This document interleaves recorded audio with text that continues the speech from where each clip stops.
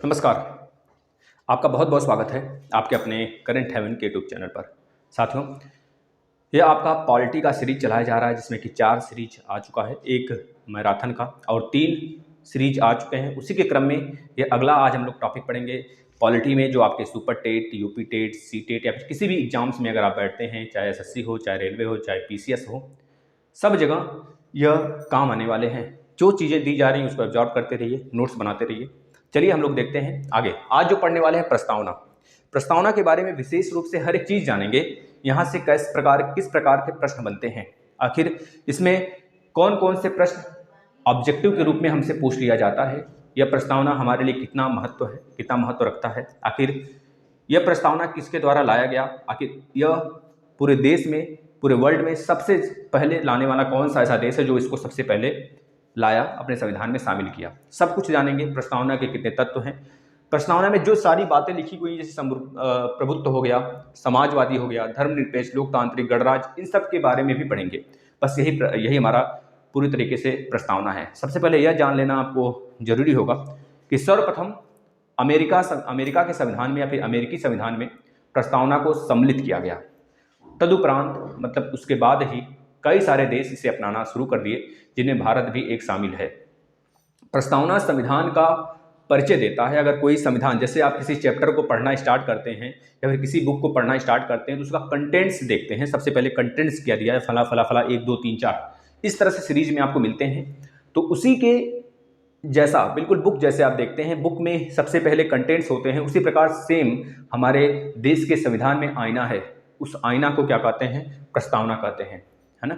जो आईना है, आइन के रूप में से जानते हैं, जो कि हमारे पूरे, अगर एक बार इसे पढ़ ले कोई तो ये समझ जाएगा, ओवरव्यू के रूप में यह समझ जाएगा कि हमारे संविधान की उदारता क्या है या फिर हमारे संविधान का तौर तरीका क्या है, संविधान किस आधार पर बना है पूरा। यह सारी चीज़ें मात्र प्रस्तावना से बहुत चीज़ वह सीख सकता है।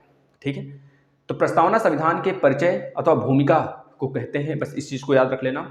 इसमें संविधान का सार होता है, मतलब पूरा संविधान इसमें शामिल होता है। प्रख्यात न्यायविद व संवैधानिक विशेषज्ञ एक है, उनका नाम है N.A. पालकीवाला। याद रखना, N.A. पालकीवाला ने प्रस्तावना को संविधान का परिचय पत्र कहा था। और संविधान मतलब इस पूरे प्रस्तावना को संविधान का आत्मा किसने कहा था, तो लिख लेना, ठाकुर दास भार्गव साहब ने इस पूरे संविधान के मतलब इस प्रस्तावना को संविधान का आत्मा कहा था, कुंजी कहा था। याद रख लेना, इसे संविधान का कुंजी के रूप में भी जानते हैं, यानी कि चाबी भाई एक प्रकार से यह। ठीक है, भारतीय संविधान की प्रस्तावना पंडित नेहरू द्वारा कब लाया गया था, प्रस्ताव रखा गया था संविधान सभा में, तो बता देना 13 दिसंबर 1946 को यह प्रस्तावना, मतलब एक तरह से प्रस्ताव रखा गया संविधान सभा में। इस प्रस्तावना को बनाने का एक तरह से उद्देश्य प्रस्ताव रखा गया। उसी उद्देश्य प्रस्ताव को बाद में चल के 22 जनवरी 1947 को यह मंजूरी मिल गई, या फिर संविधान सभा द्वारा इसे अपना लिया गया। और उसी को हम लोग, उनके उद्देशिका को ही हम लोग जानते हैं प्रस्तावना के रूप में, हमारे सामने उभर कर आया और इसे हम आज तक पढ़ते हैं और आगे भी पढ़ेंगे। इससे मात्र एक बार संविधान संशोधन हुआ है, 42वां नंबर का संविधान संशोधन, जो कि दूसरा कॉन्स्टिट्यूशन के रूप में जाना जाता है या फिर मिनी कॉन्स्टिट्यूशन के रूप में जाना जाता है। 42वें संविधान संशोधन को वह 1976 में हुआ था, जिसमें 3 शब्द जोड़े गए थे। मात्र अभी तक एक ही संविधान संशोधन हुआ है, किसमें, हमारे प्रस्तावना में। अगर आपसे कोई पूछता है क्या संविधान के प्रस्तावना में कोई संविधान संशोधन हो सकता है, तो बोलेंगे बिल्कुल हो सकता है, लेकिन इसके स्ट्रक्चर पर कोई आंच नहीं आना चाहिए। यह एक विवाद है, एक वाद है, हम बताएंगे उसको किसी वीडियो में। और अभी तक कितने बार संशोधन हुए हैं, तो बता देना, एक बार संशोधन हुआ है, 42वें नंबर का संविधान संशोधन। उसमें 3 शब्द जोड़े गए थे 1976 में। 1976 अधिनियम के थ्रू 42वें संविधान संशोधन के थ्रू 3 शब्द जोड़े गए थे, समाजवादी, धर्मनिरपेक्ष और अखंडता। ये तीनों के तीनों जो शब्द हैं, यह फ्रांस के क्रांति से लिया गया है। फ्रांस के क्रांति से वहां से लिया गया है, इस चीज को याद रखेंगे। अब प्रस्तावना के तत्व के बारे में पढ़ने से पहले हम इसको एक बार एक नज़र में पढ़ते हैं। ध्यान से पढ़ना, इसी क्रम में पढ़ना है। और इससे कितने क्वेश्चन बनेंगे पहले बताते हैं, फिर प्रस्तावना के तत्व की तरफ चलते हैं। ध्यान से लास्ट तक बने रहना।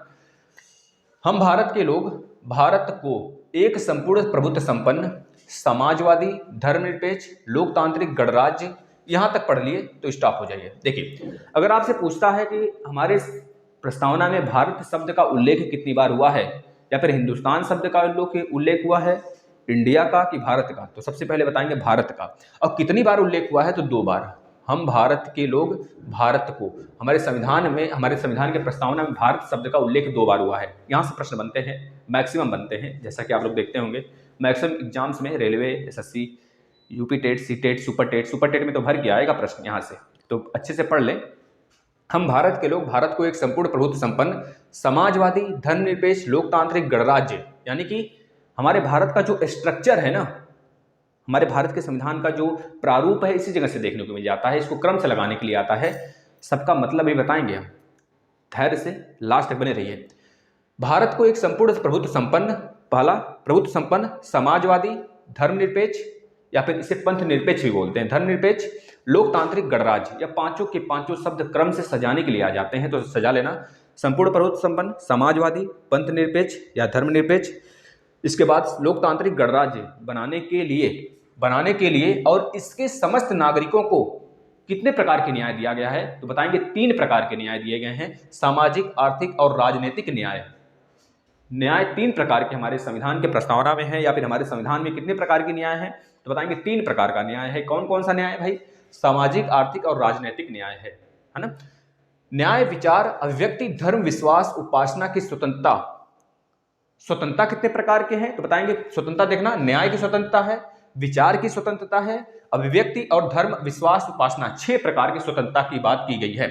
1 मिनट, 5 प्रकार के, यह न्याय तो इसमें आ जाएगा ना। 5 प्रकार के स्वतंत्रता की बात की गई है। कौन कौन से? विचार, मतलब आप कुछ भी विचार ला सकते हैं अपने मन में। विचार के बाद अभिव्यक्ति, आप अपने आप को किसी तरह से अभिव्यक्त कर सकते हैं, व्यक्त कर सकते हैं। धर्म, किसी धर्म को आप अपना सकते हैं। विश्वास कर सकते हैं। और उपासना, उसकी पूजा कर सकते हैं। यानी कि 1, 2, 3, 4, 5 प्रकार की स्वतंत्रता की बात की गई है हमारे प्रस्तावना में। इस बात को भी याद रख लेना। प्रतिष्ठा और अवसर की समता प्राप्त कराने के लिए तथा व्यक्ति की गरिमा और राष्ट्र की एकता तथा अखंडता सुनिश्चित करने वाला बंधुत्व पूछा जाता है। हमारे संविधान में किस संशोधन के थ्रू 3 शब्द जोड़े गए थे? कौन कौन से? हमने बताया आपको, समाजवादी, धर्मनिरपेक्ष और अखंडता। तो यहां पर अखंडता आया है ना, अखंडता देखिए कहां पर है। अखंडता, समाजवादी, ये देख रहे, समाजवादी, अखंडता और धर्मनिरपेक्ष यानी पंथ निरपेक्ष, यह तीनों के तीनों शब्द याद कर लेना, जो कि बहुत बार पूछा जाता है। 42वें संविधान संशोधन द्वारा हमारे संविधान में जोड़ा गया था 1976 अधिनियम के थ्रू। इस चीज को याद कर लेना बच्चों, यहां से प्रश्न बनेंगे। अब देखना आगे, बंधुत्व बढ़ाने के लिए दृढ़ संकल्पित होकर अपनी इस संविधान सभा में आज दिनांक 26 नवंबर 1949 को एतद द्वारा संविधान को अंगीकृत, अधिनियमित और आत्मार्पित करते हैं। किसको? देशवासियों को। कब समर्पित हुआ था देशवासियों को ये पूरा का पूरा हमारा संविधान? बता देंगे 26 नवंबर 1949 को देशवासियों को नहीं हुआ था, यह अंगीकृत हुआ था, बन के तैयार हुआ था। लेकिन देशवासियों को कब समर्पित हुआ था? बताएंगे 26 जनवरी 1950 को। यहां से इतने प्रश्न बनेंगे। अब हम एक एक शब्द की तरफ आते हैं। प्रस्तावना के कितने तत्व हैं? बताएंगे 4 तत्व हैं। कौन कौन सा? पहला है संविधान के अधिकार का स्रोत। प्रस्तावना कहती है कि संविधान भारत के लोगों को शक्ति अधिग्रहित कराती है, बस इतना सा। दूसरा, भारत की प्रकृति का पता चलता है हमारे संविधान के प्रस्तावना को देखकर। जाहिर सी बात है भाई, कंटेंट्स देखेंगे तो हमें बुक का पूरा ससरी निगाह से अगर कंटेंट्स को देख लिए तो बुक के बारे में नॉलेज हो जाता है कि बुक किस प्रकार का है, आखिर हमारे काम का है कि नहीं। उसी प्रकार से अगर प्रस्तावना को देखते हैं तो इसमें यह पता चल जाता है कि हमारे यह जो प्रकृति है भारत की किस प्रकार से है। भारत बहुत ही विशाल, एक तरह से भारत अगर देखा जाए यह लोकतांत्रिक गणराज्य है। सारे देश अचंभित हो जाते हैं कि यह कैसे लोकतंत्रात्मक देश है। यहाँ पर इतने ज़्यादा धर्म के लोग रहते हैं, लेकिन फिर भी यहाँ पर विवाद उतने नहीं होते, जहाँ पर हमारे यहाँ मात्र एक ब्लैक आदमी से, एक काले आदमी के आने से बवाल हो जाता है। तो भारत एक तरह से बहुत ही सम्मानित देश है पूरे विश्व के नज़र में, है ना। तो संविधान मतलब संविधान की प्रस्तावना को देखकर हम क्या मन बना लेते हैं, मूड बना लेते हैं भाई, कि भारत की प्रकृति कैसी है। यह घोषणा करती है कि भारत एक संप्रभु, समाजवादी, धर्मनिरपेक्ष, लोकतंत्रात्मक या फिर लोकतांत्रिक गणराज्य या फिर गणतंत्र राज्य व्यवस्था वाला देश है। कौन कौन से? संप्रभु देश है, समाजवादी, धर्मनिरपेक्ष, लोकतांत्रिक और गणतांत्रिक देश है हमारा, राज्य व्यवस्था वाला देश है। इतना। वैसे तो राज्य व्यवस्था की बात करें तो यहाँ मिश्रित राज्य व्यवस्था चलती है, अर्थव्यवस्था अर्थव्यवस्था जो चलता है यहाँ पर मिश्रित अर्थव्यवस्था चलती है। लेकिन राज्य व्यवस्था की बात करें तो 5: संप्रभु, समाजवादी, धर्मनिरपेक्ष, लोकतंत्रात्मक और गणतांत्रिक। हमारा यह राज्य व्यवस्था है। भारत की प्रकृति के बारे में पता चलता है। संविधान का उद्देश्य क्या है? इसके अनुसार न्याय, स्वतंत्रता और समता, वो बंधुत्व मतलब भाईचारे की भावना बना के रखा जाए, ये इसका उद्देश्य है। और संविधान लागू होने की तिथि क्या थी तो बता देना, अंगीकृत हुआ था 26 नवंबर 1949 को, और 1950 को यह पूरे संविधान पूरे भारतवासी को क्या किया गया है, समर्पित कर दिया गया। इस चीज को याद रख लेना। अब सबसे पहली बात करते हैं संप्रभु। जो यहाँ पर संप्रभुता आया है, संप्रभुता, एक एक चीज को हम पढ़ते हुए चलते हैं। प्रभुत्व या फिर संप्रभु, यह संप्रभु आया है, प्रभुत्व संपन्न यानी कि संप्रभु। इसका मतलब क्या है? इसका मतलब साफ साफ है कि भारत न तो किसी अन्य देश के अंडर में काम करता है या फिर किसी अन्य देश के ऊपर निर्भर है, और ना ही भारत किसी डोमिनियन स्टेट का भाग है।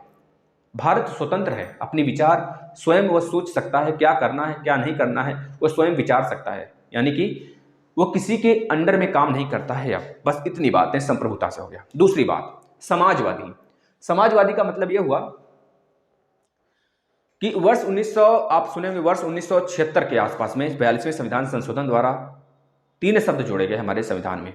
समाजवादी भी उसमें शामिल था, और ये समाजवादी पहले से भी था।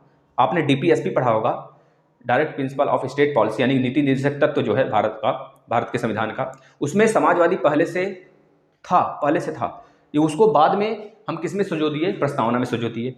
यह बात ध्यान देने योग्य है कि भारत समाजवादी, लोकतंत्रात्मक मतलब लोकतांत्रिक समाजवाद है, एक तरह से समझिए, न कि यह साम्यवादी है। एक तरह से लोकतंत्रात्मक समाजवाद है, न कि साम्यवादी है ना। साम्यवादी नहीं है। हमारा कैसा देश है? लोकतंत्रात्मक सामाजिक है। इस चीज को याद रखना बच्चों। यानी कि मिश्रित अर्थव्यवस्था यहाँ पे काम करता है। यहाँ पे निजी संस्थान भी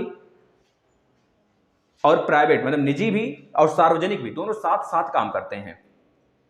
भारत का मूल उद्देश्य यह है सिर्फ, मतलब समाजवाद का मूल उद्देश्य यह है सिर्फ कि कोई गरीब, कोई बीमार हो, कोई उपेक्षा, अगर किसी की उपेक्षा हो रही हो तो इस पर वो अवसर न प्रदान करे, या फिर अवसर के लिए इनको असमानता नजर से न देखे। चाहे गरीब हो पर्सन हो, चाहे अमीर हो, चाहे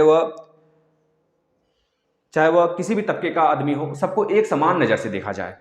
सामाजिक स्तर पर सबको एक समान नज़र से देखा जाए। इसी के उपलक्ष्य में एक आपने सुना होगा 1991 में एलपीजी प्रोग्राम आया था, मतलब कि उदारीकरण, निजीकरण और वैश्वीकरण।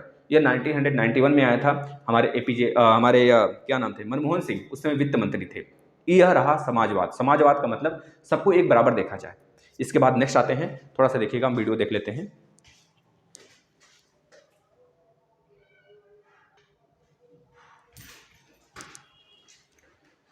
इसके बाद आ जाता है धर्मनिरपेक्ष। धर्मनिरपेक्ष का मतलब पंथ निरपेक्ष भी इसमें जोड़कर पढ़ते हैं, तीसरा वर्ड।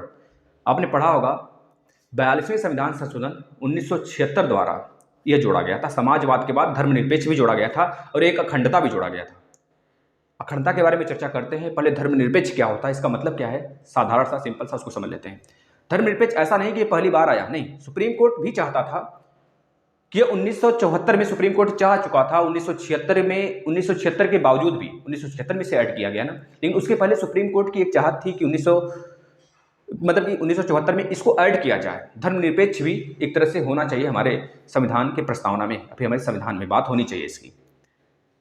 और ये हमारे संविधान निर्मात्री भी चाहते थे, कुछ ऐसा ही उन्होंने भी सोच बनाया था कि धार्मिक स्वतंत्रता हमारे देश को मिलनी चाहिए। यहाँ पर कोई भी जात पात, ऊंच नीच की कुछ बात ही ना हो, जो कि धर्म से रिलेटेड बातें कही हुई हो। चाहे जिस धर्म के आदमी हो, अगर वो मंदिर मस्जिद में किसी की पूजा करते हैं, अगर मंदिर में जाकर अल्लाह की पूजा करते हैं तो भी एक धर्म है उनका, वो कर सकते हैं, वो स्वतंत्र हैं। उनको धर्म के प्रति स्वतंत्रता देनी चाहिए। इस वजह से हमारा जो मौलिक कर्तव्य है, मूल अधिकार है। मूल अधिकार में आप देखेंगे 25, 26, 27, 28 अनुच्छेद, 25, 26, 27, 28, ये चारों अनुच्छेद धर्मनिरपेक्ष यानी पूजा पाठ, स्वतंत्रता, धार्मिक बातों को लेकर स्वतंत्रता की बात करते हैं। सिर्फ इसी बात को लेकर, इस चीज को याद रखना। यानी कि भारतीय संविधान में धर्मनिरपेक्षता का साफ साफ मतलब यह है, अवधारणा यह है कि कोई भी जाति का हो, कोई भी कौम का आदमी हो, सभी धर्म समान है। इनका समान रूप से संकलन किया गया है, समान समर्थन प्राप्त है सरकार का इनको, चाहे जिस भी धर्म को। साफ साफ मतलब यह होगा। धर्मनिरपेक्ष का मतलब समझाया। अब आते हैं लोकतंत्रात्मक। या फिर लोकतांत्रिक। इसमें दो तरह की बातें होती हैं, एक प्रत्यक्ष रूप से सरकार चुना जाता है, एक अप्रत्यक्ष रूप से सरकार चुना जाता है। आपने कभी देखा होगा कि जम्मू कश्मीर में हमारे जवाहरलाल नेहरू जी द्वारा रेफरेंडम कराया गया था। रेफरेंडम मतलब कि जनमत संग्रह, रेफरेंडम अलग है वैसे और जनमत संग्रह अलग है, जिसे पब्लिसिटी कहते हैं, और रेफरेंडम को इंग्लिश में, हिंदी में कहते हैं परिप्रच्छता। तो यह दोनों चीज हमारे जवाहरलाल नेहरू जी द्वारा, जब राजा जय सिंह थे उस समय, राजा जय सिंह ही नाम था शायद उनका, जब जम्मू कश्मीर में ये चीज़ें हुई थी, उधर से पाकिस्तान ने हमला किया था, तो हमारे जवाहरलाल नेहरू जी ने वहाँ पर रेफरेंडम, यानी कि पब्लिसिटी या कहिए या फिर रेफरेंडम कहिए, दोनों चीज़ें एक ही लगती हैं सुनने में, लेकिन हैं अलग थोड़ा सा। लेकिन इन्होंने कराया जनमत संग्रह वहाँ पे, और जनमत संग्रह से पता चला कि पूरी की पूरी जो राजशाही वहाँ पे घराना है वो भारत के पक्ष में आना चाहता है। लेकिन उसके पहले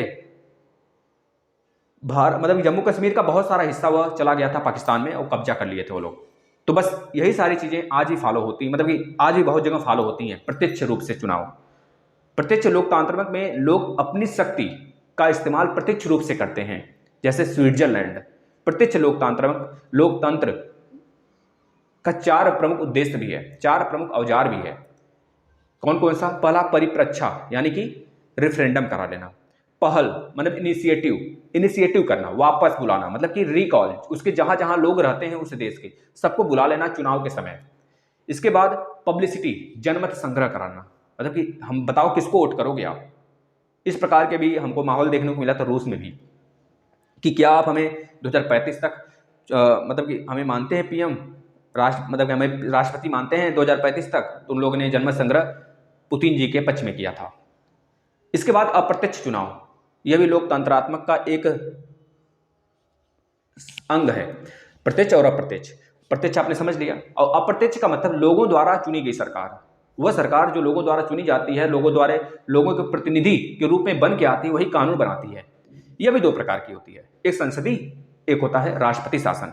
एक संसदीय शासन जो भारत में देखने को मिलता है, और राष्ट्रपति शासन जो यूएसए में देखने को मिलता है। उसमें राष्ट्रपति डायरेक्ट अपना कार्यभार संभालता है और अपना कार्य करता है। लेकिन हमारे यहाँ क्या है, संसदीय शासन में संसद जो भी करेगा सो करेगा। लेकिन हमारे यहाँ सर्वोपरि किसको माना जाता है? हमारे संविधान को माना जाता है। अगर आपसे पूछा जाए हमारे भारत में सर्वोपरि कौन है, तो बोलेंगे हमारी संसद नहीं, हमारी कौन सी है? हमारा संविधान सर्वोपरि है। संविधान के अकॉर्डिंग वो भी चलते हैं, यानी कि भारत संसदीय शासन है। भारत में अप्रत्यक्ष रूप से चुनाव होते हैं राष्ट्रपति को। हम लोग संसद को मतलब सांसद और विधायक को चुनते हैं। सांसद और विधायक, सांसद हमारा चुना जाता है केंद्र में, और विधायक चुनते हैं हम लोग कहाँ पर भैया? मतलब कि राज्य स्तर पर चुने जाते हैं। वह दोनों लोग मिलकर सीधे राष्ट्रपति को चुनते हैं, यानी कि एक तरह से राजा को चुना जाता है, राजा यानी कि राष्ट्रपति। अब आते हैं, बात करते हैं गणतंत्र। गणतंत्र क्या है? गणतंत्र का मतलब एक लोकतांत्रिक राज्य व्यवस्था के 2 वर्ग होते हैं भाई। एक होता है राजशाही, एक होता है गणतंत्र। राजशाही का मतलब राजा का बेटा राजा, राजा का बेटा राजा, इस तरह की संरचना चलती चली जाती है। जैसे इंग्लैंड में आज हमको देखने को मिलता है, वहां पर राजा का बेटा राजा ही शासन करता है। भले वहां पर राष्ट्रपति का एक अलग रूप है, लेकिन राष्ट्रपति से ऊपर भी कोई है जिसे राजा, मतलब इसे कहा गया, क्या कहा गया? राजशाही व्यवस्था। और हमारे यहाँ गणतंत्र है, मतलब कि अमेरिका एक प्रकार का गणतंत्र है, वहां पर राष्ट्रपति शासन होता है। गणतंत्र, जिस प्रकार से भारत भी गणतंत्र है, भारत में अप्रत्यक्ष रूप से चुनाव होता है। अप्रत्यक्ष चुनाव होता है, उसके जरिए राष्ट्रपति चुने जाते हैं। अब राष्ट्रपति कोई भी हो सकता है, हमारे घर के भी हो सकते हैं, आपके घर के भी हो सकते हैं, बशर्ते वो क्राइटेरिया क्या है, वो पूरा होना चाहिए। 52, 53, 54, 55, 56 ये सारे के सारे राष्ट्रपति के अनुच्छेद हैं, समझ रहे हैं ना। 61 में फिर से उनको विदा कर दिया जाता है अगर गलत काम किए, संविधान का उल्लंघन किए तो। और 72 में उनको मतलब कि जीवन की स्वतंत्रता के रूप में उनको अधिकार दिया गया है। इस प्रकार के। अब बात करते हैं कुछ न्याय। न्याय क्या है? न्याय 3 प्रकार के हमारे भारत में, हमारे संविधान में है। समाजवादी, आर्थिक और राजनैतिक। समाजवादी का मतलब हो गया किसी भी रंग, रूप, आकार, मतलब रंग हो, चाहे जाति हो, चाहे धर्म हो, चाहे लिंग हो, चाहे स्थान हो, इसको लेकर सरकार किसी को निष्पक्ष, मतलब किसी के साथ दुर्व्यवहार नहीं करेगा, या फिर कोई भी ऐसा करता हुआ पाया जाता है तो उसके खिलाफ सजा का प्रावधान किया गया है। अब आर्थिक स्वतंत्रता का मतलब संपदा हो गया, आय हो गया, संपत्ति हो गया, इसकी असमानता, हर गरीब और हर महिला, हर व्यक्ति, हर वर्ग के व्यक्ति को समान अधिकार है। अब वो अलग बात है कि गरीब के लिए अलग से आर्थिक व्यवस्था और महिला के लिए अलग से आर्थिक व्यवस्था किया गया है हमारे संविधान में, वो अलग हम पढ़ेंगे। इसके बाद राजनीतिक का मतलब राजनीतिक न्याय प्राप्त होना चाहिए हमारे भारतवासियों को। इसके बाद आ जाता है समता। समता मतलब क्या होता है? यहाँ पर लिखा हुआ है भैया, समता आपने देखा होगा, समस्त नागरिकों को सामाजिक, आर्थिक और राजनीतिक न्याय, विचार, अभिव्यक्ति, धर्म, विश्वास, उपासना की स्वतंत्रता, प्रतिष्ठा, अवसर की समता प्राप्त कराने के लिए। समता का मतलब क्या होता है? समानता भाई, समानता मतलब कि अनुच्छेद 14, 15, 16, 17 और 18 में साफ साफ लिखा गया है। 14 में लिखा गया है कि विधि के समक्ष समानता होगा, चाहे अमीर तबके का, चाहे अमीर हो चाहे कोई गरीब हो। अगर वह भी किसी चींटी को मारता है और कोई गरीब भी एक चींटी को मारता है, दोनों को समान सजा होगी। यह हमारे अनुच्छेद नंबर 14 में कहा गया है। सबको एक समान नज़र से देखा जाएगा, समान रूप से वो कानून की नज़र में देखे जाएंगे, विधि की समानता होगी। और 15 में कहा गया है धर्म हो चाहे नस्ल हो, धर्म हो चाहे जाति यानी कि नस्ल हो, चाहे आपका कोई लिंग हो, धर्म, जाति, लिंग, जन्म, स्थान के रूप में, यह 5 रेस है, इस पांचों के रूप में स्वतंत्रता देखी जाएगी। यह अनुच्छेद नंबर 15 में कहा गया है। इसमें कोई भेदभाव नहीं होगा, सबको समान देखा जाएगा। कोई ऐसा करता है तो उसके खिलाफ कार्रवाई होगी।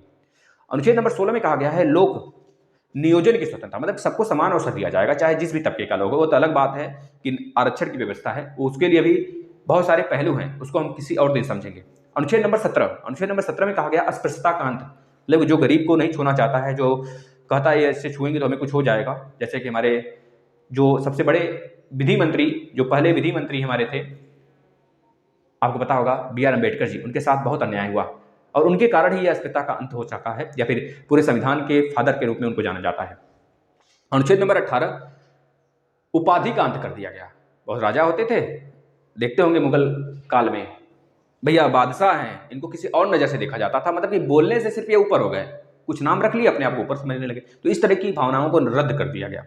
हमारे उपाधि को स्वतंत्र रूप से मतलब खत्म कर दिया गया। जो मानक उपाधियां होती हैं, जैसे कि हमारे भारत के सबसे बड़े जो पुरस्कार हैं, भारत रत्न हो गया, इस सब को छोड़कर, या फिर सेना की उपाधियों को छोड़कर। इसका बंधुत्व का मतलब भाईचारा। हमारा संविधान सबको एकल नागरिकता के रूप में एक सूत्र में बांध कर रखना चाहता है। सबको कहता है एक दूसरे की हेल्प करेंगे और एक दूसरे भाईचारे के रूप में रहेंगे। यह नहीं कि आप किसी धर्म को लेकर उपेक्षा करने लगें, यह सब सारी चीज़ें नहीं होनी चाहिए। ठीक है, यह बातें रही, सारी की सारी प्रस्तावना का यह पूरा का पूरा सार था। अगर आपको समझ में आया हो तो इसे आप शेयर करेंगे और ज़्यादा से ज़्यादा बच्चों को बताएंगे कि यहाँ पर सारी चीज़ें आपको अवेलेबल हैं, चाहे ज्योग्राफी पढ़ें, चाहे इंडियन, चाहे वर्ल्ड, चाहे या पॉलिटी पढ़ें, कुछ भी, चाहे CDP पढ़ें, हर एक सब्जेक्ट आपको मिलेगा। सुपर टेट तक की हम व्यवस्था कर रहे हैं आपका। आप चलते चलिए और नीचे डिस्क्रिप्शन में लिंक दिया गया है, आप ज्वाइन हो जाइए। धन्यवाद।